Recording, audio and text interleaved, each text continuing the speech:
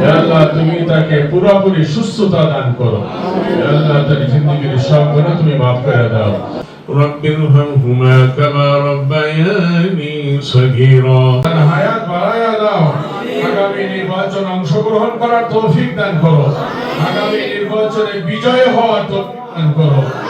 মহান আল্লাহর কাছে দোয়া প্রার্থনা করেছি আমাদের প্রাণপ্রিয় নেত্রী রোগ মুক্তির জন্য এবং তার খুব তাড়াতাড়ি সুস্থতা কামনা করে আজকে পবিত্র কোরআনের খতম অনুষ্ঠান হচ্ছে, একই সাথে দোয়া মাহফিল অনুষ্ঠিত হবে। যদি আপনাকে কোথাও পাঠানো হয়, আপনি হাসি খুশি হেঁটে চলে গেলেন, সেখানে আপনাকে 1-2 বছর বা 3 বছর পর বের করা হয়, তখন আপনি যদি হুইল চেয়ারে বের হন, তাহলে ওর ভেতরে কি আপনার সাথে ভালো ব্যবহার করা হয়েছে?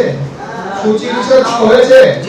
তাকে সুচিকিৎসা দেওয়া হয়নি। আমাদের নেত্রী খুব অসুস্থ, তিনি আপনাদের যদি দোয়ায় সুস্থ হয় এই আশায় আমরা এখানে বসেছি। ওদের স্বপ্ন পূরণে পাশে থাকতে পেরে আমরা গর্বিত। বিশিষ্ট কার্ডিওলজিস্ট ডক্টর জুবাইদুর রহমানকে জানিয়ে এখানে বসেছি। উনি শুধু একটি বাক্য উচ্চারণ করলেন, আলহামদুলিল্লাহ। যাই হোক, আপনারা খাস দিলে করবেন আমাদের প্রিয় দেশ নেত্রী বিশ্ব নেত্রী বেগম খালেদা যেন সুস্থ হয়। আল্লাহ তারেক রহমান সাহেব লন্ডনে আছেন, আমরা শুনতে পাচ্ছি তিনি খুব তাড়াতাড়ি দেশে ফিরে আসবেন। তাকে সহি সালামতে দেশে ফিরে আসার তৌফিক দান করুন।